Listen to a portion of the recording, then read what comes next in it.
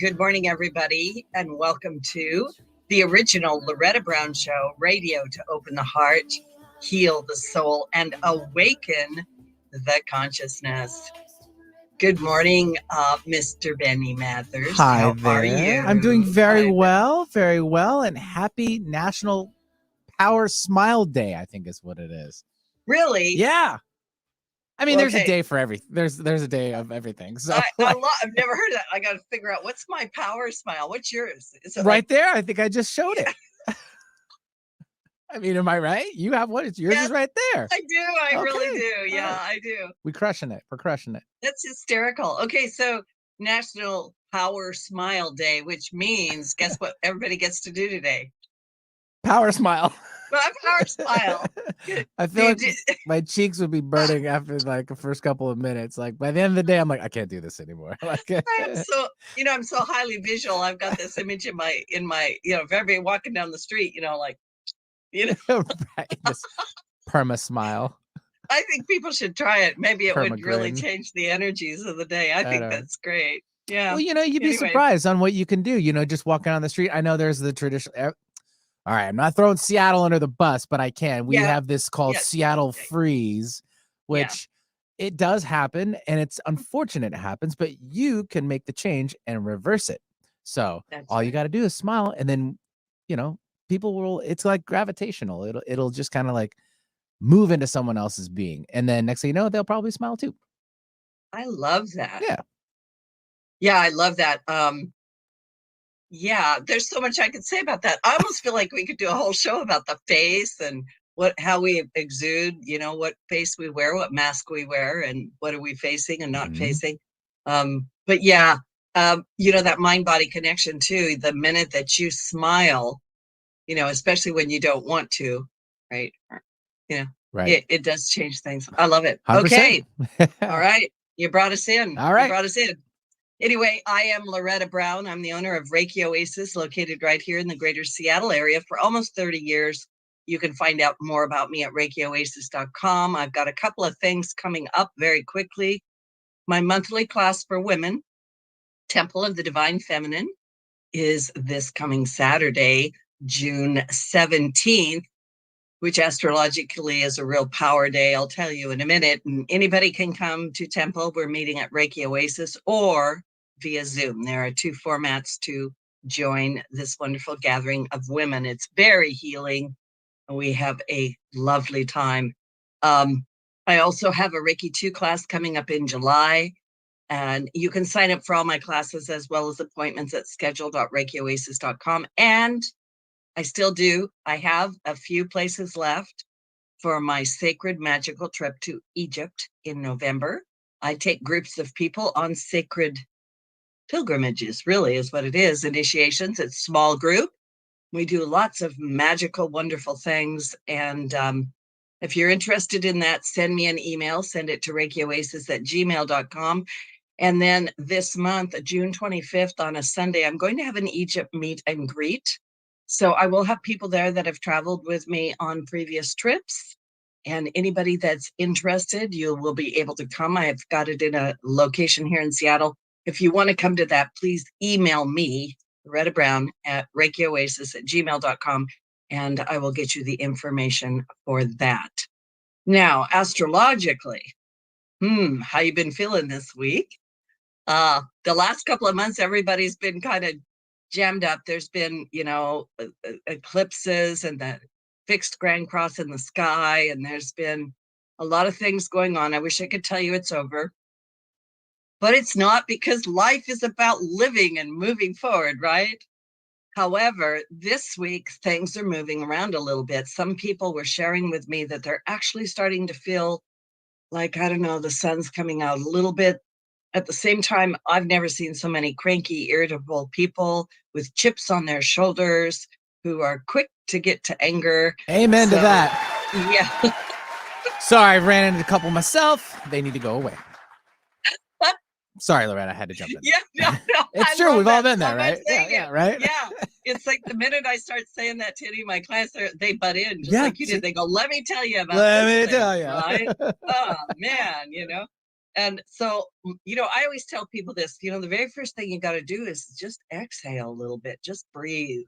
And it is my joke. Someone told me, they go, if you tell me to breathe, Loretta, I'm going to start screaming. I go, well, maybe that's okay. We could start there, right? See where we can go. Grab a pillow, scream in a pillow. Yeah, grab a pillow. That works. But we did have Venus in Leo square Jupiter in Taurus. And for those that know, that just simply means that the energy is shifting and the desire to move forward with projects is here. And sometimes that's what makes us restless, because now all of a sudden we're starting to get some energy, although most of us have been just wanting to lay around and sleep in, and there's all that. This coming Saturday, we've got lots of stuff happening. We have a Gemini new moon, and it carries a friendly tone. It is inspiring us to enjoy the company of others and to be particularly social. So it's a good day to come out to temple or do something else. There's also a beautiful romantic energy under this new moon, and it might help us to start to feel more optimistic about matters of the heart. Or it's going to flavor it up a little bit. I'll talk more about Venus in just a second. If you've recently gone through a breakup, this new moon is the perfect place to kind of take a look at it and plant the seeds for something different in the future, especially if you've been caught in a pattern. Like some of my clients tell me, Loretta, I keep ending up with the same person over and over. How can I stop that? I think my guest today is going to have some things to say about that. But this is time for a new beginning. It's a focus on self-love. It's a time to set intentions for your next relationship. And sometimes when we're in relationship, we lose a sense of who we are, or a sense of our independence, or sometimes we're just so busy trying to figure out how to get along with that other person, or we're doing it all for them. You know who I'm talking about. Got to do it for them, people pleasing, that we don't live our own dreams. So this new moon is calling for the creation of a greater balance between you and others. The Gemini moon is of two minds. Can those two minds ever come together? So it's a time to remind you that you can find your own way, your own unique way in this world, irregardless of what's going on around you or even in relationship. On Saturday, June 17th, we also have another big event, Saturn retrograde in Pisces. Saturn, there's that karma thing, retrograde in Pisces. And Saturn moved into Pisces in March of this year. So it's the first time in almost 28 years we're experiencing a Saturn retrograde in Pisces. For those of you that have been around, you can go, well, what was going on about 28 or 30 years ago, right? Saturn is our master teacher and the Lord of karma. And during this retrograde period, we're invited to review lessons and teachings of our past just to make sure we've understood them. We may very well notice themes that were prevalent in March of this year coming back around for further inspection. And to help us step up and take responsibility for it, Saturn never brings a challenge we can't handle. So remember that. It always comes up when it's time for you to address it, and you'll discover that you really can do it. And on Sunday, excuse me, June 18th, the sun is going to square Neptune, the planet of illusions, dreams, creativity, and unconditional love. It is considered the higher octave of Venus. And on this day, we can channel Neptune's energy with greater ease. You might find yourself feeling extra creative, more in touch with your heart center, and your dreams may be more vivid and prophetic. However, Neptune is a little bit illusionary. It's a little bit swirly or mystical, and this can bring a little bit of mental fogginess, a sense of confusion. Always bring your scattered pieces back in, come into the center of yourself, and trust your instincts. Be sure you're not making decisions through rose-colored glasses, and find a creative way to get through things. And then June 19 through 20, which is in just a couple of days, Venus enters shadow phase. The upcoming retrograde of Venus is one of the biggest cosmic events of the year. At this time, Venus slips into shadow phase, which means she begins unwinding for her retrograde journey, which will happen later in July. Ancient astrologers believed that when a planet stationed retrograde, it was entering the underworld, moving deeper into the subconscious and the hidden realms of life. Oh my goodness, what could Venus be doing there? It is at this point Venus will begin preparing for this journey. So just pay attention to what's coming up, what's coming out. We may not be able to make sense of what's to come just yet, but themes that are going to come up are, of course, in regard to love, relationships, soulmates, money, anything around money, beauty. And this is going to affect not only us personally, but also the world around us. So there are a lot of energies up there. This Venus shadow phase, things going on in Venus. I said this a little while ago, and of course, there's so many other things going on.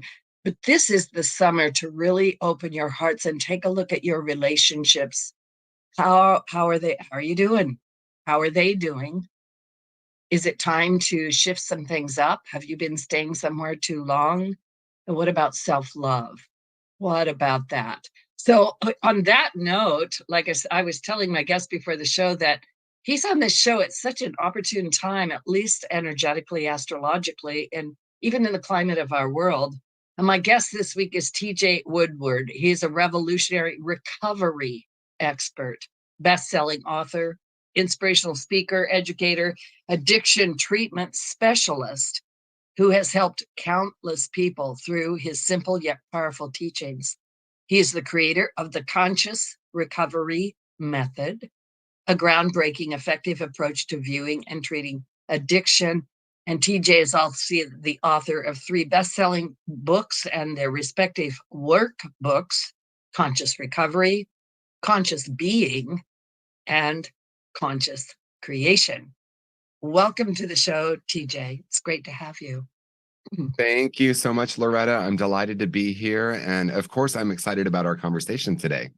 Yeah. So you flew in underneath the Venus air, breath of fresh air coming through.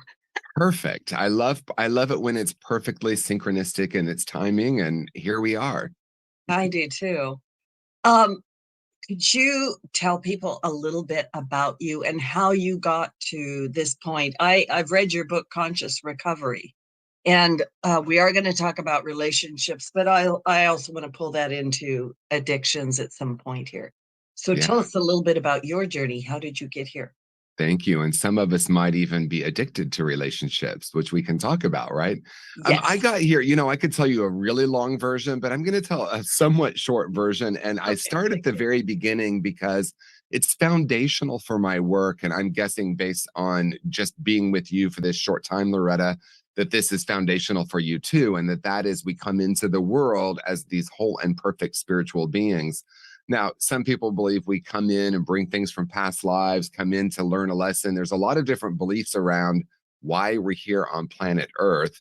But in my experience, I came in filled with happiness and joy, just feeling like the luckiest little kid on planet Earth and lying in the backyard on a hot summer day in Indiana, mesmerized by life. And I also, came into a world where I heard the way the tall people were talking about people of different races, people, how men were talking about women, how there was so much judgment. And I saw war on the TV and all of these experiences. I look at it now and I think I almost short circuited. Like it was just too much for my soul to be, or my spirit to be so open. And so I closed down.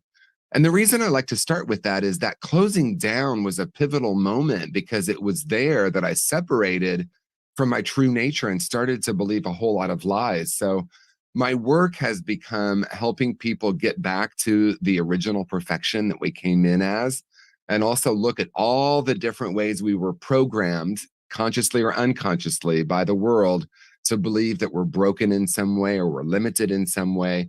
So I start with that because I think that's foundational for the point of view, whether we're talking about relationships, addiction, or just creating the life of our dreams. It starts with that. Wow. You hit the nail right on the head, TJ. I could have said exactly what you said.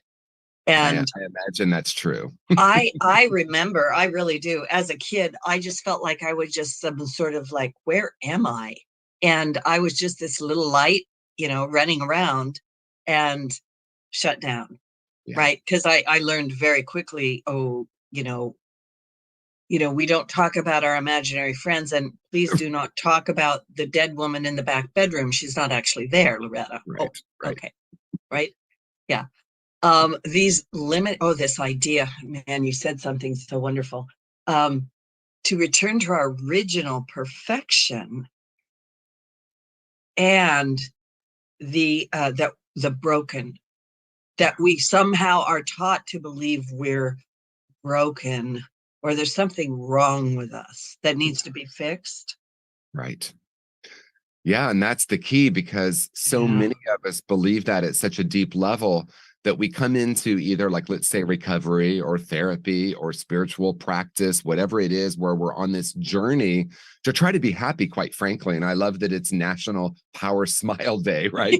A lot of us just want to be happy, or most of us just want to be happy. But when we believe we're broken, then we start looking to the world to make us happy. That's where we get into trouble, because the world can't really make us happy. There's this incredible paradox with this. The world is as it is, but when I feel broken and when I feel damaged and I'm disconnected from my true nature or my original perfection, then it's like I have my umbilical cord in my hand and I'm trying to get fed from the world, and it just doesn't really fulfill. And so we think it's about getting to some kind of destination, but really it's about returning to who and what we already are. It's already within us. There's actually not a search, and that can be a lot for the mind to comprehend. Maybe too much for the mind to comprehend. Yeah, but I have a lot of people that come to me, and I hear quite often people say, especially they're talking about either their life or relationship, and they'll go, I just want to connect, Loretta. I just want to connect. Or I'm trying to connect with that person, or I'm trying to connect with that thing. And why can't I connect? They just keep sliding away, or they keep leaving. Yeah. And this idea of connectedness.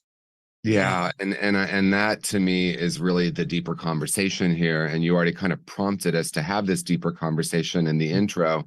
And that is, why do I keep finding myself in these same situations over and over again? And like you, or like your clients that were saying to you, I think what we all do want is love and connection. That's what I desperately wanted. But what was interesting is when that wall was, I was going to say, when I put that wall around my heart, it almost felt like something or someone else did it. So when that wall was built around my heart, it did protect me, but it was also protecting me from the love and connection I desired.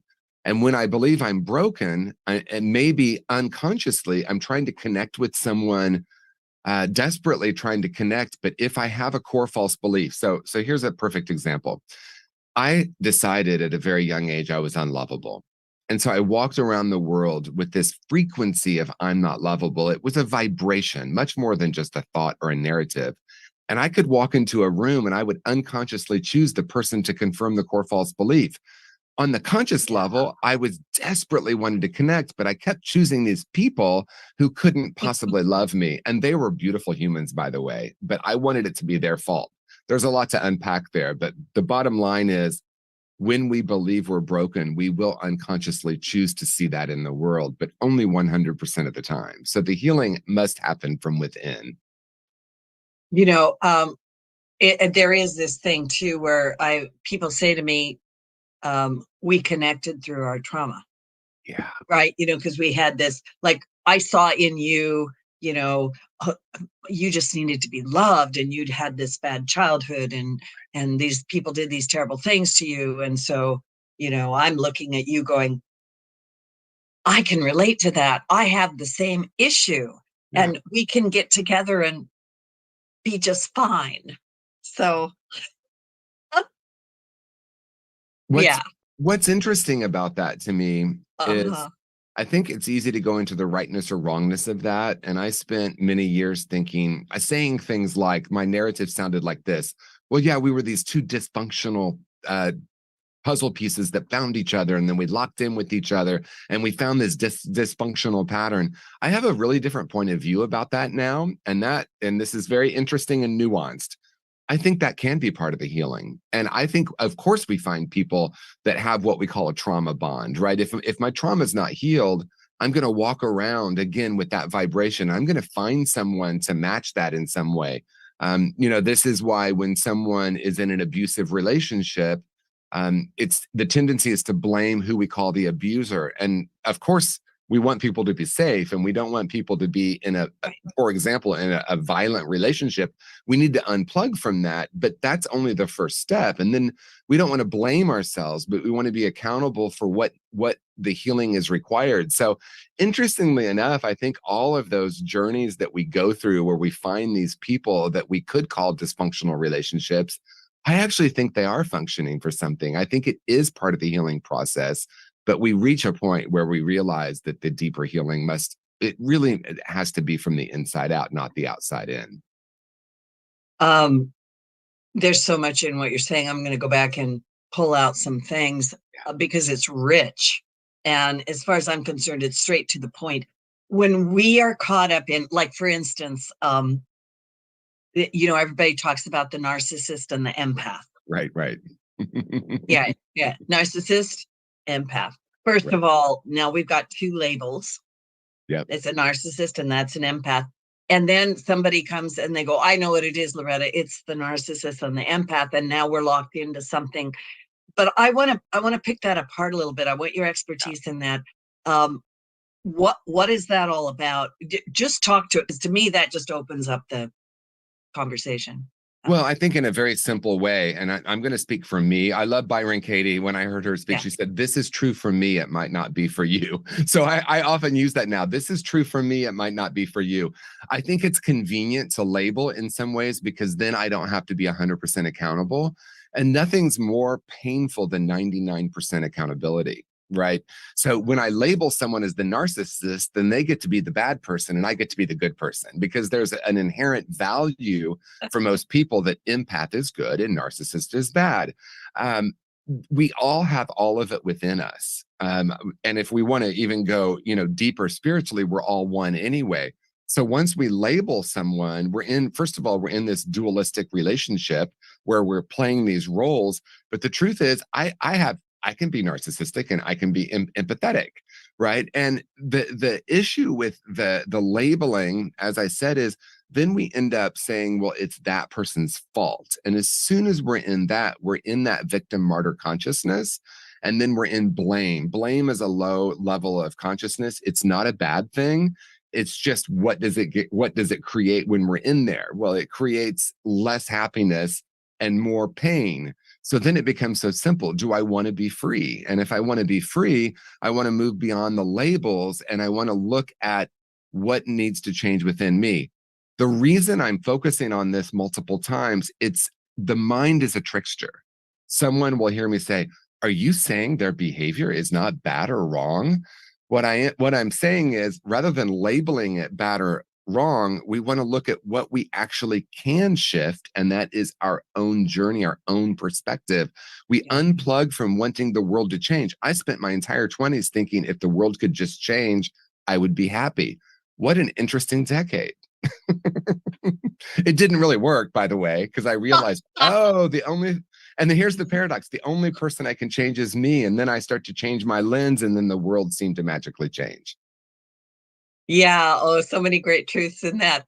So I'm thinking about the Cartman Triangle, the dreaded drama triangle, right? And this idea that, that's a narcissist over there. And then this idea that, okay, so XYZ happens, that person does whatever. And then you just go, oh, well, they're a narcissist. Right.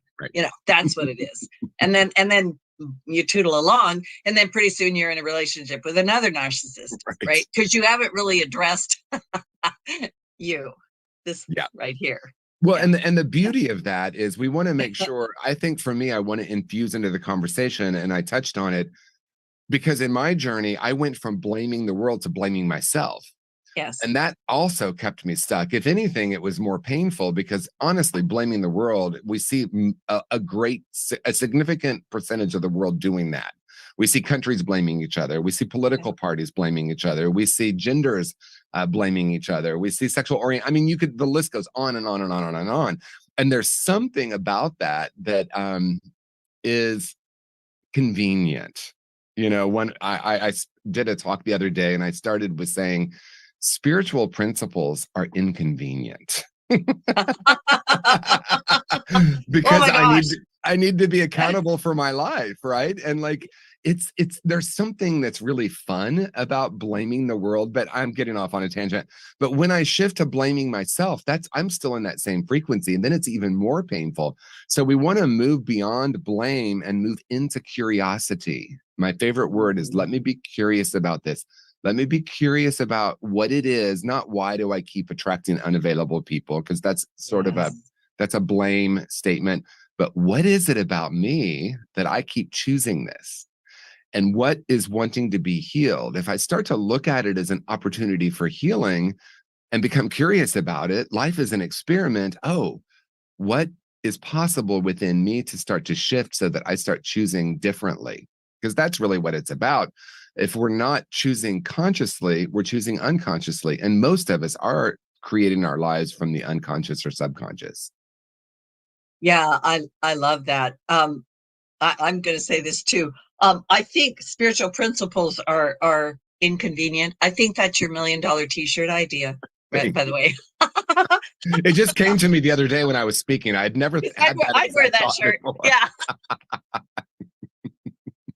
And I also think that we need to have a sense of humor when we're doing this heavy work. But this idea, this shame thing, this blame guilt game, right? And you're absolutely right. People go from it's all their fault to, oh my gosh, it's all my fault.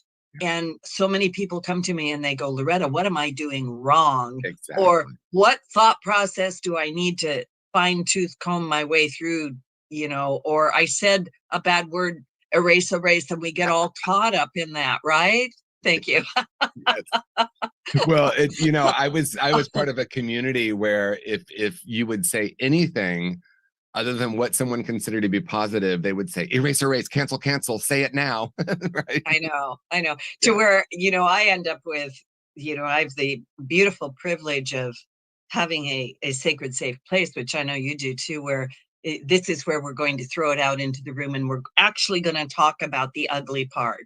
Yeah. Absolutely. We're going to talk about it. Yeah. Yeah. Because I woke up one day and I we've been in the paradigm where we say we're spiritual beings having a human experience for a long time now, hundreds of years, right?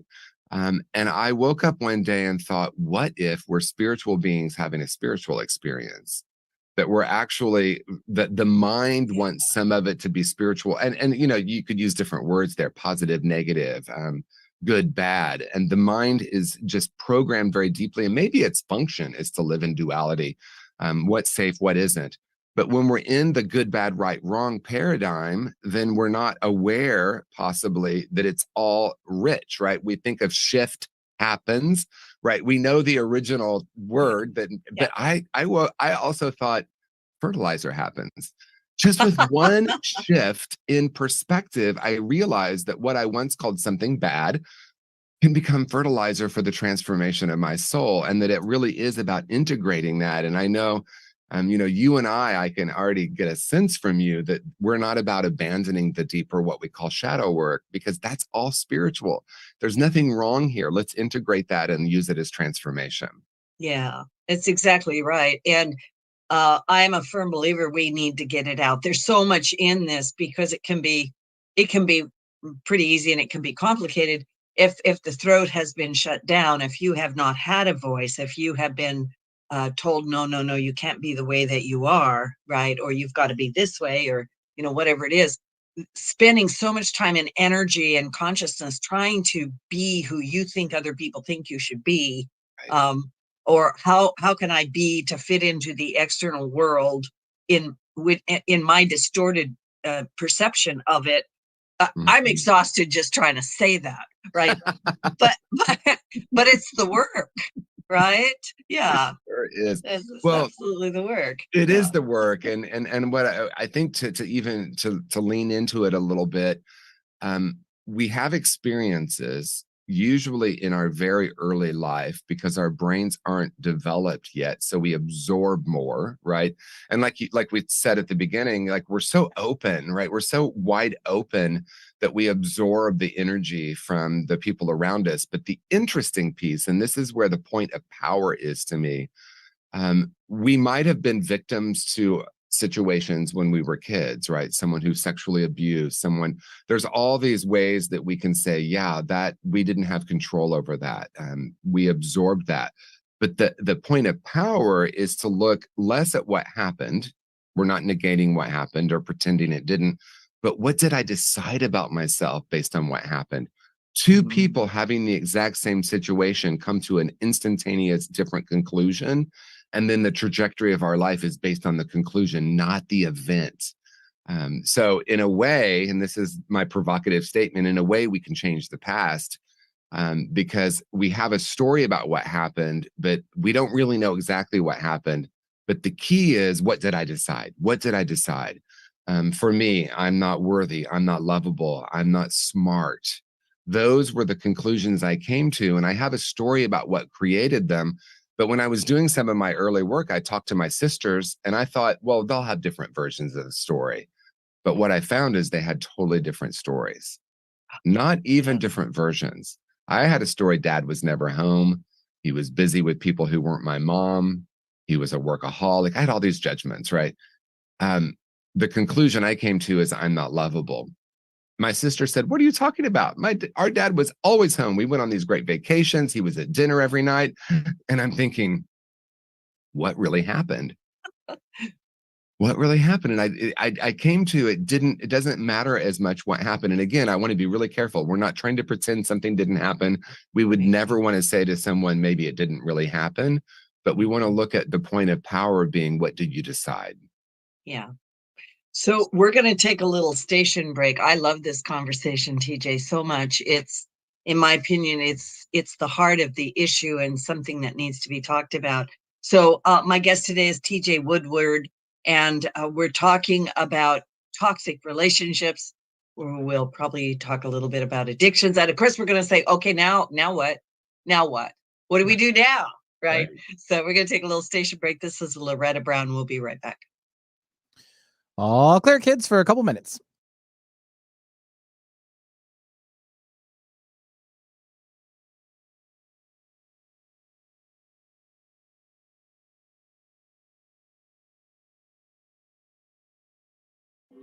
What's one of your favorite memories? Let's see. Well, there was this one time I went snorkeling in the Caribbean when I was a kid. It really just blew my mind. I mean, when you're sitting on the beach, it's so peaceful and you sort of forget there's a whole other world under there just full of all kinds of life. We saw the most beautiful corals. I remember thinking they were waving at us as they moved with the ocean. And then there were all these amazing fish.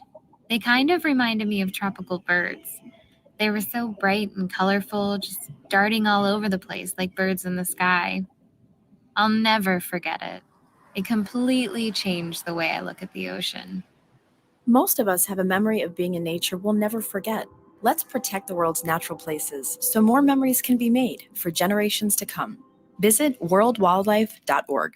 Did you know that Reiki healing can be done at a distance? It's true. So let Reiki Oasis focus powerful energy to help relieve your stress, grief, sadness, anger, and so much more. Convenient, personalized treatments at a distance can increase lightness of being. During your appointment, find a quiet place to lie down or sit to receive healing energies. If you want help with your dis-ease, visit ReikiOasis.com. Harness life's energy. Visit ReikiOasis.com today. Have something important to say? Want to help improve our world? Need to promote your business uniquely and effectively? KK&W is the answer. Our staff helps broadcasters and podcasters create professional sounding audio. Bring your talent and let our experts help you craft a radio show or podcast that best delivers your message. Learn more at 1150kknw.com. That's 1150kknw.com. KKNW, talk variety that's live and local. Alternative Talk 1150, here to uplift your day. Y'all ready to come back? All right, stand by. Funny.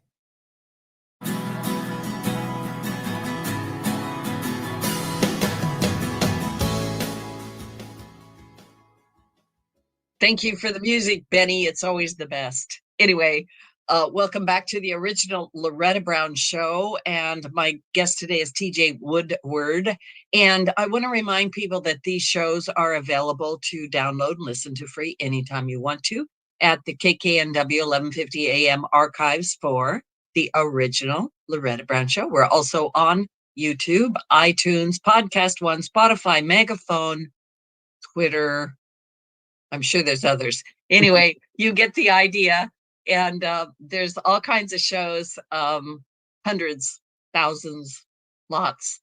And I hope they will help you and bless you on your way. So we are talking about toxic relationships.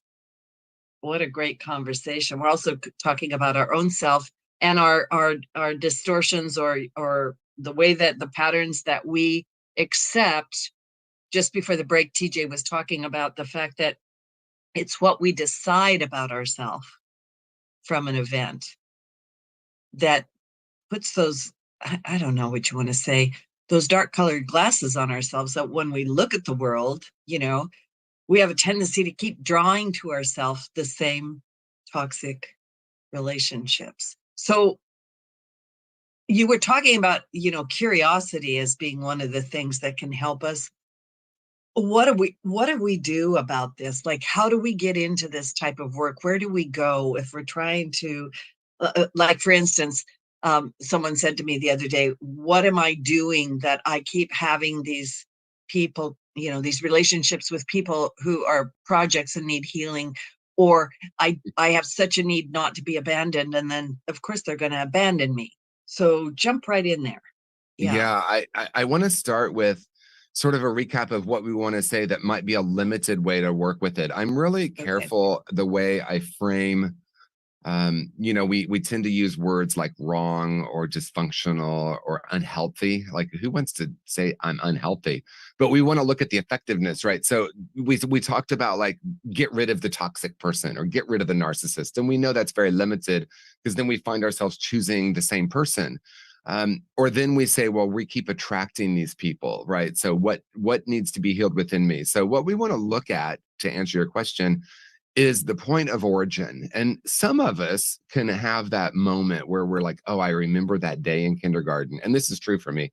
I remember the day in kindergarten I decided I was stupid. Not everyone has that moment that's in conscious memory. But the key here is we decided these things before our brains were even developed.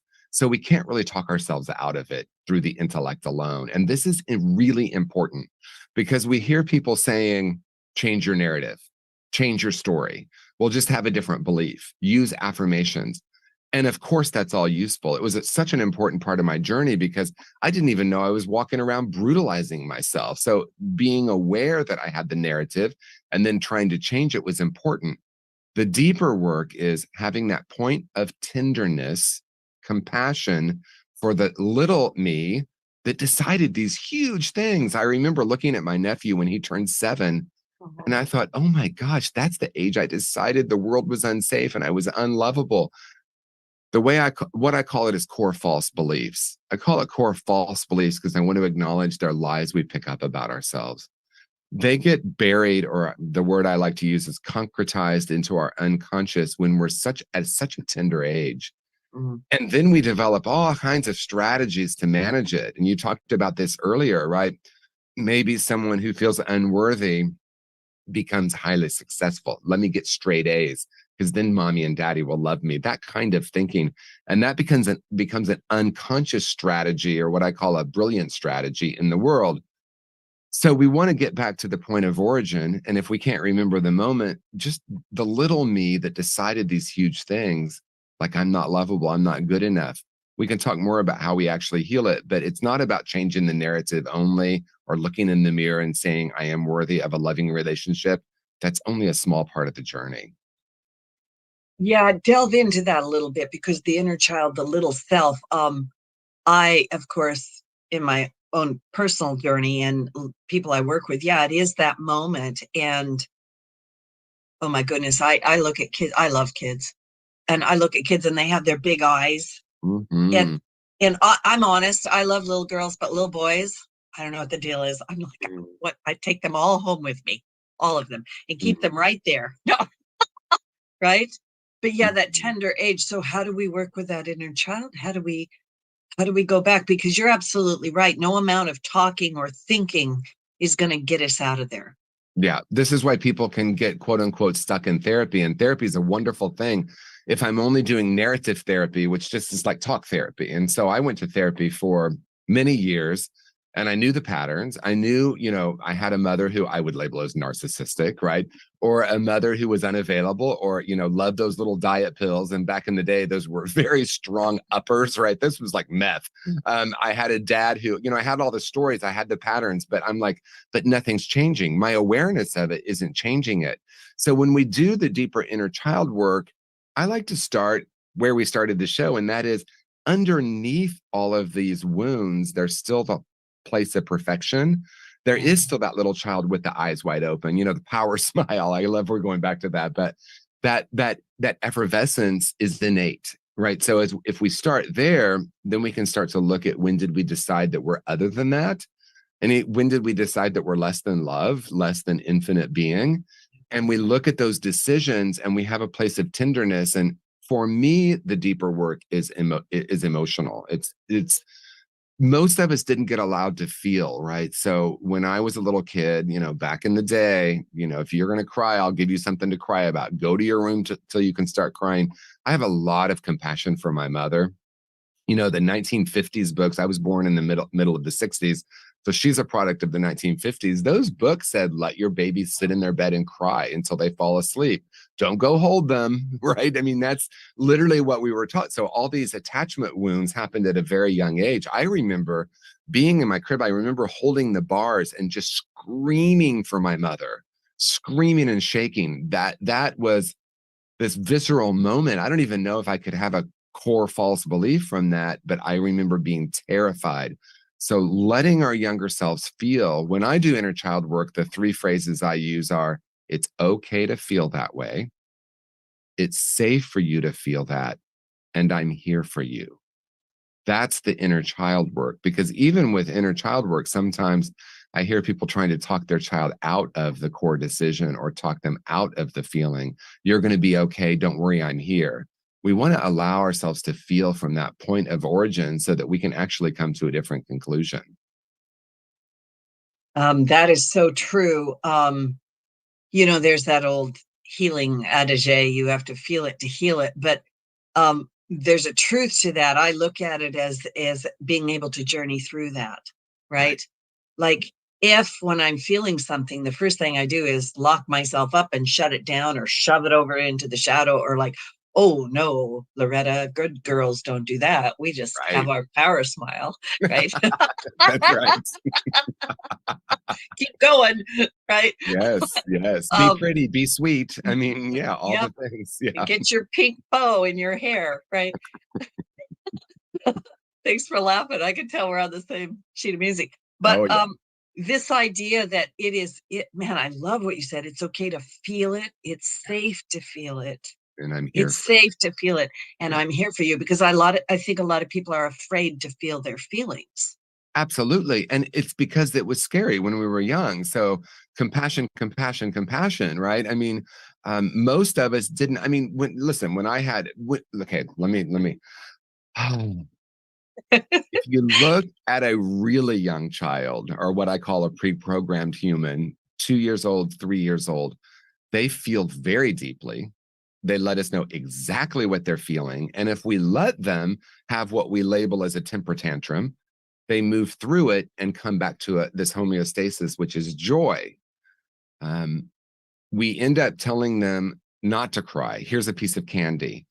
We punish them. In some severe cases, we hit them, right? So there are these major scary events for most of us around feeling.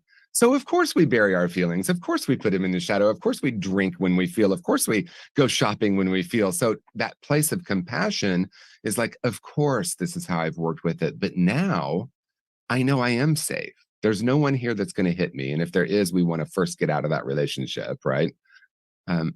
I actually do have the capacity to feel. When I do work with helping people heal trauma, specifically around addiction, we think it's about the trauma, but it really isn't. It's about what's present in the moment. And if we can allow someone to actually sit with the emotion, even if it's 2 minutes, oh, no one hit me. I worked with I was facilitating a group in treatment many years ago, and we had a gay male client. And most of the men in the room, well, all the other men in the room were not gay. And he was shaking. And he said, I believe if I talk about my relationship right now, one of you will hit me. I know that's not true. You're all these beautiful, loving men. But he was literally shaking. So the healing wasn't to say to him, no one's going to hit you. The healing was, see if you can be present with that for a minute. And these men were able to hold him, not physically, but hold him energetically, so that he could feel that for a few minutes and realize how much trauma was locked in his body around the fear. It wasn't about what was happening in real time, but the healing can come from just allowing ourselves to feel. That's going to make me cry. And me too. It was such a beautiful moment. Well, this idea that we're so locked up is, to me, it's the key. That is the healing. Mm-hmm. And also, you were talking earlier about, this wall around the heart, and how many times have people been hurt or betrayed or abandoned, and the very first thing they do is they go, I'm going to gear up and make sure that never happens again. I'm just going to put this great big shield, and then I'm going to wonder why nobody comes in. Right? Yeah, and it's interesting. This might sound a little bit of a detour here, but when we think about the idea of narcissists and empaths, people who identify as empathic, and I think you and I would say we are, we might say, I'm an empath, so I need to protect myself from the energy around me. Yeah. And I think that is another form of a wall. And I understand why, because people can take on, but there's a deeper awareness when I realize that I'm an infinite being. And when I'm not in my personality self, but in my essential self, I don't have to put up a barrier. There's nothing inherently wrong with feeling what other people are feeling. The key here is I don't take it on as my responsibility, but being, an empath is a great gift, of course. But there's a tendency maybe early in our development where we think, oh my gosh, I need to protect myself. And that's really the work I do with clinicians working in the addiction treatment field, because, there's so much chaos and so much darkness that sometimes people take it on and they think I need to protect myself. But that protection is a barrier to actually connecting. I could talk so much about that. I'm an excessively strong empath, and have gone through everything, and I realized a long, long time ago that a barrier is not useful. And also, a lot of people they're in some kind of a hypervigilance where they melt into the other person and they want the person to melt into them. That's also not healthy. Right. But recognizing, and I'm going to bring it back to your internal work comment you made earlier, like the work, you have to live life from the inside out. When you know thyself, when you love yourself, when you do that internal healing work, you just know who you are and you can be in the world, and recognize, number one, we're all co-creators here, so that victim thing, we drop that a little bit. We work on the shame, blame, guilt, right? And we begin to perceive life in a very different way. Right. So yes, my empath ability, I know yours does too, works very well for the work that I came to do in this world. Right. Yeah. So beautifully said, because we honor all the different stages, right? When I was, maybe we could say an early in my development as an empath, I was wanting everyone to like melt into me, and I wanted to fix all their pain, right? I was in that, and like I had the ability to do that, and it kind of became overwhelming to my system. So I understand why people would want to put up the wall. But what we're saying here is that at some point of our development, we want to bring the wall down. That's why I sometimes will be provocative and say we don't need boundaries, just to hook, hook someone. And then I go on to say what I mean by that. Like, a boundary is a wall, and like in the work that we do as either counselors or therapists, of course we have professional boundaries. Of course, we're not going to try to fix the person. But here's the key to this. When I understand that no one's broken, I'm not here to fix anyone. I'm here to be a presence. And true connection, because that's what we all desire, is really about bringing that barrier down, not in a way of like, I'm here to fix you, or what we would call codependent. Not a huge fan of the word, but that's the word we have. We're really about a deep connection, and the healing. I'm not here to heal anyone. I'm here to be a presence for someone to do their own healing and to begin to understand, not intellectually, but energetically, that they can actually heal. And healing's not even the right word. It's really a return to wholeness. It's a return to who they really are. Beautifully said. A return to wholeness. That is it. Yeah, that is it. Many, many ways to talk about that. Like, I sometimes say when you allow yourself to be who you're meant to be, which is to me, like, what does that mean? Right?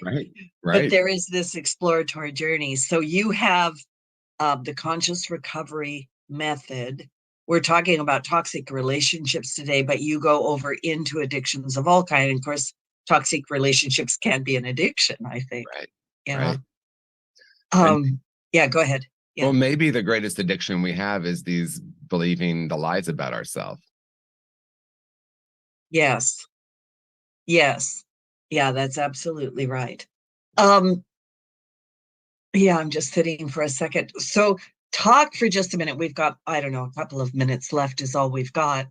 Talk about your conscious recovery method, and and kind of spread that out from toxic. I realize I'm giving you a minute to do this, to addictions. Yeah, I mean, briefly said, I came into working in the field in 2008, the field being addiction treatment. And I saw this sort of pervasive framework of looking at our clients as broken and only treating instead of actually healing. So I became curious about what I could create to help people actually return to their true nature and heal the trauma, disconnection, and shame that I identify as the root causes of addiction. We actually can help our clients heal. They're not broken. So the foundational principle of conscious recovery is underneath all addictive behavior is an essential self that's whole and perfect. So that's a very brief overview of what conscious recovery is. It's a book, it's a workbook, it's curriculum, and I do clinical trainings and treatment programs throughout the world. I love that. Where can people find you? And where can people find you? I think the best place is Instagram, TJ Woodward _. Then in the profile on Instagram, you can see everything else, the books, any of the courses I have, all of the speaking events I do. So underneath all this Venus influence from now until through October, for all those people out there searching for love and connection, what would you like to say to them? What I want to say to anyone watching right now, is if no one's told you today, you are an infinite being. You came into the world as a whole and perfect being that is still who and what you are. This is not about connecting with someone from the outside in, but from the inside out. Be that love. We're not here to attract anything. We're here to radiate. Through that radiating of love, we will naturally find that in the world. Oh my goodness, what a joy and delight to have you on my show today, TJ Woodward. And everybody, you should just check him out, get his books. And TJ, I think we need to give our power smile to the world. Are you ready? I'm ready. And I hope Benny will join us. Thank you, everybody. Please enjoy the beautiful energies this week. And of course, next week will be summer solstice. Blessings, love, and goodness. Thank you.